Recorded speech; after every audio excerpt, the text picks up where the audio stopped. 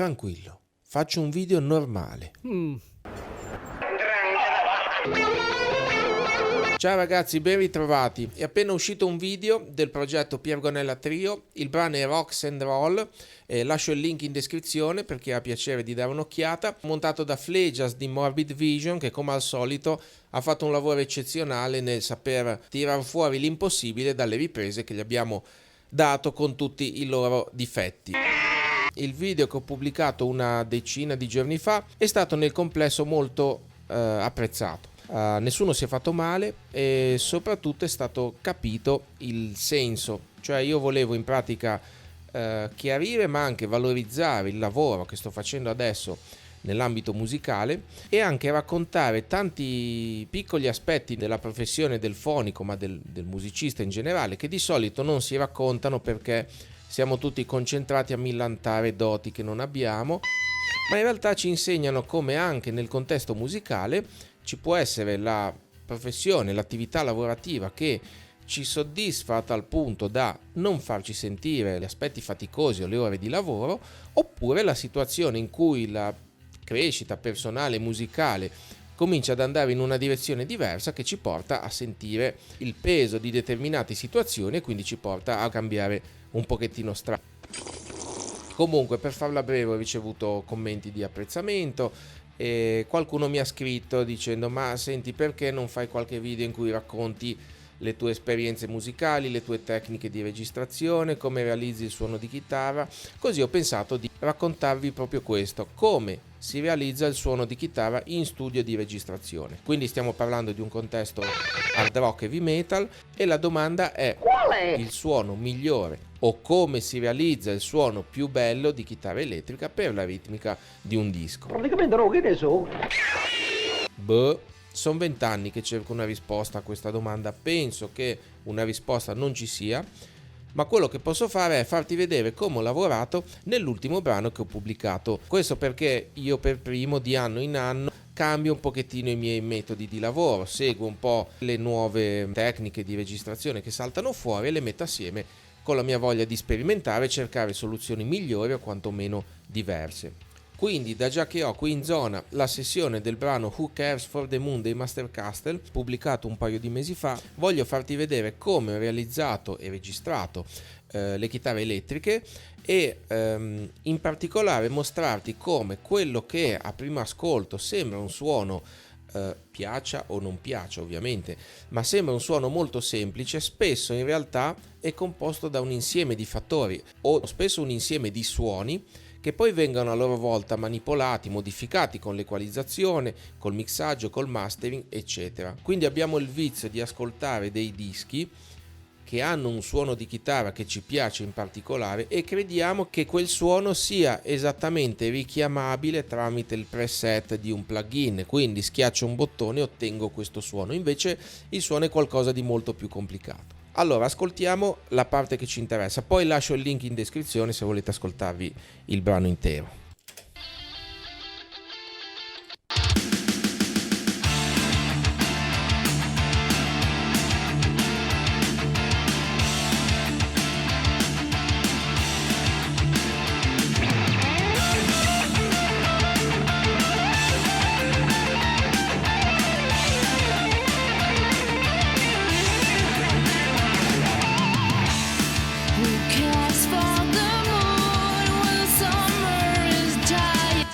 Ok, bravissimi. Allora, il primo suono che andiamo ad ascoltare è questo.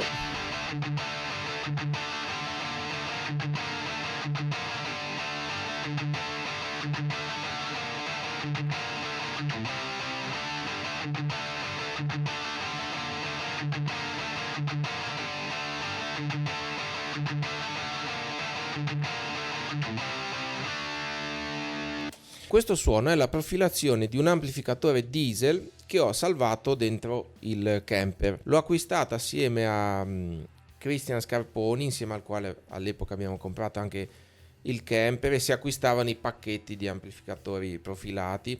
E no, perché qua tutti stanno a copiarsi l'un l'altro, no? Poi dichiarano che hanno inventato. Ecco, non è che ho inventato niente. Un giorno queste cose ti apparteranno tutte. Cosa, le tendine? Vabbè, poi sempre tramite il camper l'abbiamo un pochettino modificato, eccetera. Come l'ho registrato?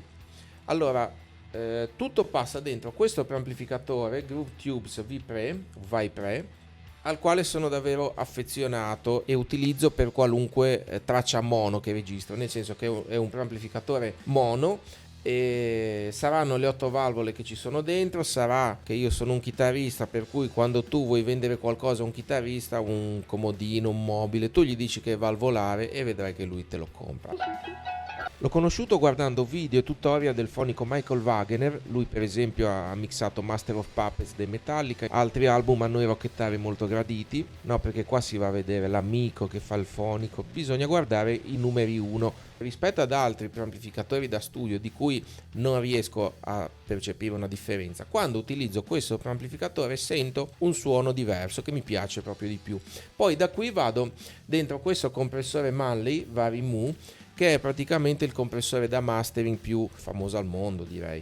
Perché lo usiamo in questa fase? Perché per motivi che ho anche spiegato nel video precedente di tempo, non è facile riuscire a realizzare sempre il mastering in analogico utilizzando tutti questi macchinari, per cui spesso si va in degli studi di registrazione con un biglietto da visita mondiale, cioè degli armadi di queste macchine che però sono clamorosamente spente. Allora lo utilizzo direttamente in registrazione e mi sembra anche qui di percepire qualche cosa in più. È un compressore che è veramente leggero in termini di compressione, per cui viene utilizzato perché dà un qualcosa in più al suono, dà un tono in più. Dava veramente un tono all'ambiente. Andiamo avanti e andiamo ad ascoltare il suono di diretta. La diretta che cos'è? È il suono della chitarra senza alcun processamento, senza neanche la distorsione, questo per intenderci.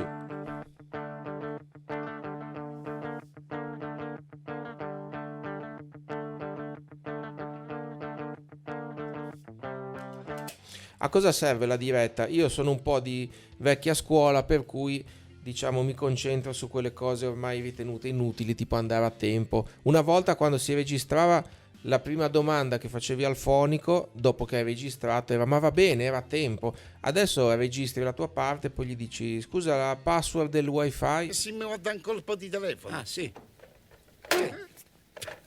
La diretta a cosa serve? Serve perché vedi che io da qua vedo esattamente ogni singola nota e quindi posso andare a cercare e a capire dove non sono stato preciso, dove posso correggere, dove mi conviene rifare la mia parte. Inoltre c'è un'utilità ulteriore, che è quella di applicare al suono di chitarra diretta degli amplificatori software. In questo caso stiamo utilizzando questo Lemissari e questo Nadir, che sono due amplificatori, non ti vendo niente.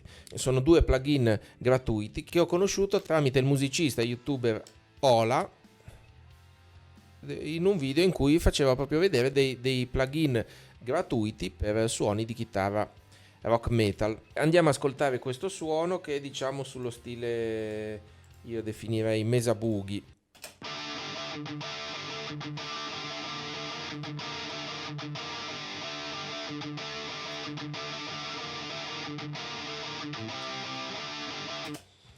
Questi due suoni, pur essendo la stessa chitarra, cioè la stessa esecuzione, vengono messi assieme. Ora ti faccio ascoltare la distorsione di prima senza diretta e poi accendo la diretta.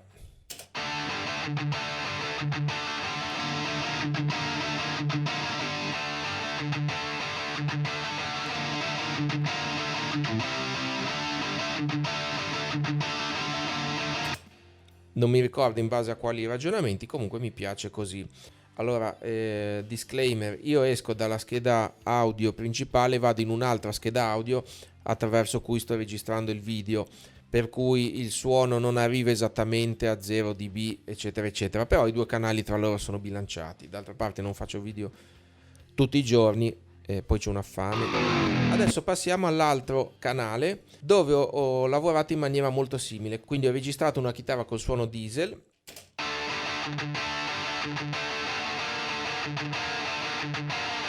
che poi ho leggermente scavato con questo equalizzatore.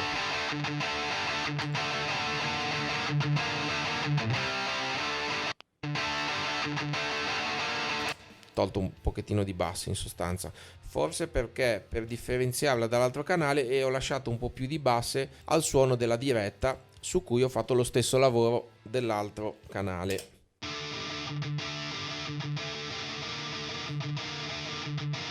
Insieme.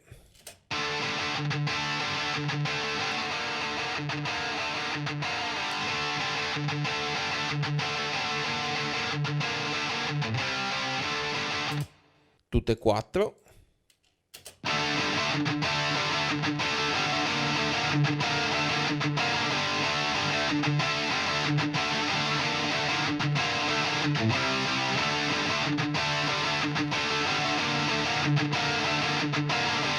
Adesso ci sono altre 2 tracce di chitarra che si vanno ad aggiungere alle precedenti. Sono in pratica delle chitarre soliste a livello prettamente musicale, però diciamo che danno un... Ci tenevo un sacco, dava un tono all'ambiente. Cosa dava un tono all'ambiente? Questa è la prima, è la mia testata Masotti X100M, è una delle prime che ha fatto Masotti, che ha fatto Pierangelo Mezzabarba. Spesso andavo da lui a poi farla modificare, a cambiarmi in particolare le valvole, e mi diceva: oggi che valvole montiamo? Quelle per suonare il metal. L'ho realizzata con la Strato del 63, che ha un tono molto vintage, e l'ascoltiamo.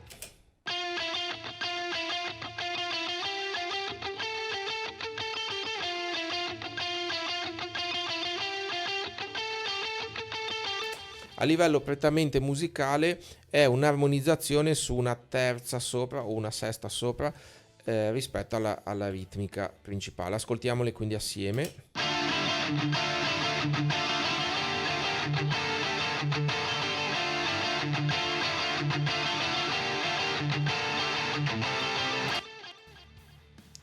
Poi c'è un'altra solista che è questa. Non è vero, non è una Strato del 63. Ti ho mentito perché volevo, se sei un chitarrista, farti provare l'effetto così del placebo, io lo chiamo, cioè nel momento in cui ti dico che è una Strato vintage, noi chitarristi pensiamo: ah, si sente qui il tono vintage. In realtà è una Strato che comunque suona molto bene. Il manico è un left del 99, 98, 99 e il corpo in realtà non è un Fender, è stato realizzato da un liutaio americano, però è un frassino leggero e mi trovo molto bene. Sicuramente la combinazione di pick-up era un single coil, perché ho tutti i push-pull per splittare gli humbucker. L'altro suono è un'altra armonizzazione, sempre una terza rispetto alla ritmica principale.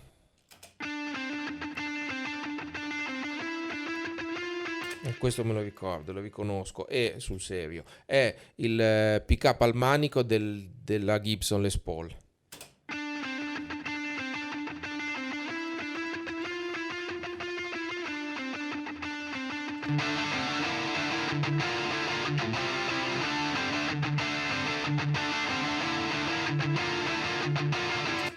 Per cui, mettendo assieme le ritmiche di partenza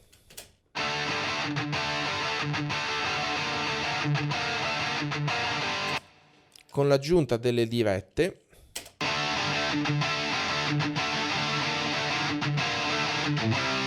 e di queste 2 soliste,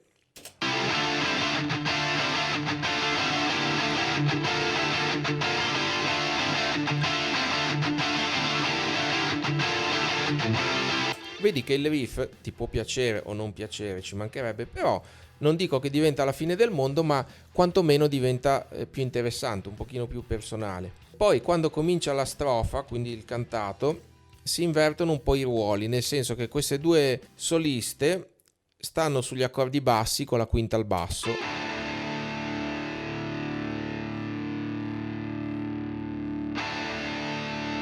mentre le altre, le ritmiche principali, stanno sul power chord classico, power chord classico di Re.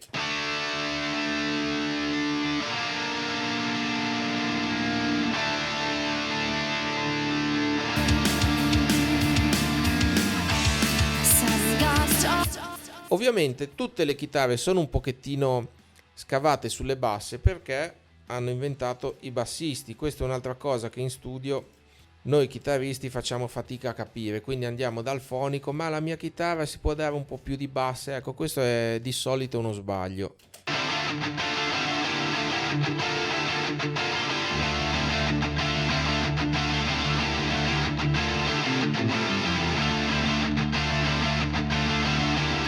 Vediamo adesso la solista, che è di nuovo il suono diesel, un pochettino modificato e lavorato anche qui nel canale, nel senso che ho scavato ai lati, cioè le basse e le acute, e ho lasciato un po' le medie un po' più presenti.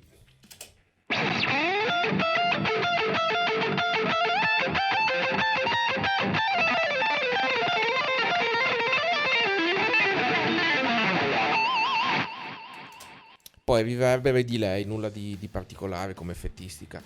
Sì, gli assoli sono gli stessi delle prime versioni demo del brano, perché mi piacevano così, cioè risuonandoli sicuramente li eseguivo meglio dal punto di vista tecnico, però non mi piaceva più l'intenzione, no? A volte con l'esperienza si impara anche a capire quando si può tenere una parte che è stata registrata o suonata magari in maniera improvvisata, però ha sempre un qualcosa che piace di più a livello esecutivo, invece che risuonarla più precisa e magari perdere in personalità. Sicuramente qua nella parte finale sento un po' di ravioli.